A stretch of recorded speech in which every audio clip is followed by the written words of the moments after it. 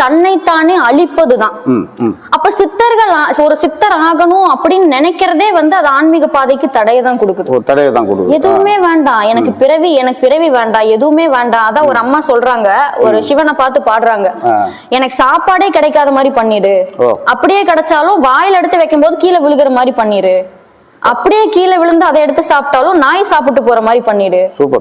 அப்ப அந்த அளவுக்கு எனக்கு எதுவுமே கிடைக்காத மாதிரி பண்ணிருன்னு சொல்லிட்டு தன்னைத்தானே அழிக்கக்கூடிய ப்ராசஸ் தான் உண்மையான ஆன்மீகம். அதை தவிர நான் அடுத்த கட்ட நிலைக்கு போகணும். இப்ப சித்தரானா மட்டும் நம்ம என்ன பண்ணுவோம், சித்துக்கள் கிடைக்கும், கூடு விட்டு கூடுபாயும், அதெல்லாம் வச்சு நம்ம ஒரு மேஜிக் ஷோ காட்டலாம். அதை தாண்டி எங்க போனாலும், அதாவது நம்ம போகக்கூடிய பயணமும் இலக்கும் ஒன்றுமே இல்லாததற்காகத்தான் எல்லாமே அப்படிங்கறது உணரும் நபர் ஞானி ஆகிறான். அவ்வளவுதான், அதுவே போதுமானது. எனக்கு எதுவுமே இருக்க கூடாது, நான் சித்தரா ஆகணும்னு ஆசைப்பட்டாலே நாங்க ஆன்மீகத்துல தோத்துட்டோம்.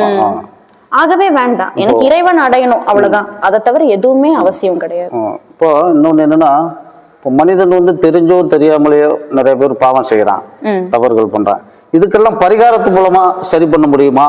அப்படி இறைவன் அப்படி ஏதாவது ஒரு ஆப்ஷன் வச்சிருக்காரா? கண்டிப்பா நீ என்ன பாவம் வேணாலும் பண்ணு, ஆனா அந்த பரிகாரத்தை பண்ணினா நான் பண்ணிட்டு இந்த பரிகாரத்தை பண்ணி சரியாகி போறேன் அப்படிங்கிற மாதிரி இருந்தா அது என்ன மாதிரி தவறுகளுக்கு அந்த பரிகாரம் பொருந்தும்? அந்த மாதிரி பரிகாரம் அப்படிங்கறது எந்த சித்தர்களோட புக்ஸ்லயும் எழுதவே கிடையாது. இல்ல, எல்லா சித்தர்களுமே நீ பண்ண வேண்டியது ஒன்னே ஒண்ணுதான், சுழுமுனையில கவனம் வைக்கணும். ஆத்மா இருக்கக்கூடிய இடத்துல, அந்த இடத்துல கவனம் வைக்கிறது தவிர என்ன பண்ணாலும் பயன் கிடையாது. தலைகீழா நின்னு தவம் செய்தாலும் பயன் இல்லை அப்படிங்கறது அவங்க சொல்றாங்க. அப்ப பரிகாரம் மூலியமா மட்டும் என்னவாயிடும்? அது எல்லாமே மனிதன் உருவாக்கி வச்சதுதான் இந்த பரிகாரம் அப்படிங்கிற ஒரு விஷயமே. ஆனா எல்லாத்தையும் தாண்டி ஒரு விஷயம் இருக்கு. என்ன சொல்றாங்க, ஆத்மால கவனம் வைக்கும் போது ஆத்மால இருக்கக்கூடிய ஆத்மாவே செயல்பட ஆரம்பிக்கும்.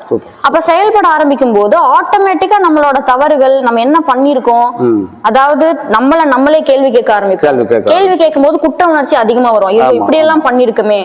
அப்ப தன்னோட தவிர யாரு அறிஞ்சு தெரிஞ்சு திருத்தி, அதாவது வருந்தி திருத்திக்கிறானோ அதுதான் உண்மையான பரிகாரம். சரி சரி, நம்ம தப்பு பண்ணிட்டோம், ஆமா அந்த தப்பு பண்ணிட்டோமே அப்படின்னு சொல்லிட்டு உண்மையாலுமே மனசுரகி கண்ணீர் மல்கி சரண்டர் ஆயிடணும். அங்கேயும் நம்ம சரண்டர் தான் ஆகணும். ஐயோ நான் இப்படி பண்ணிட்டேன், அதுதான் உண்மையான பரிகாரமே.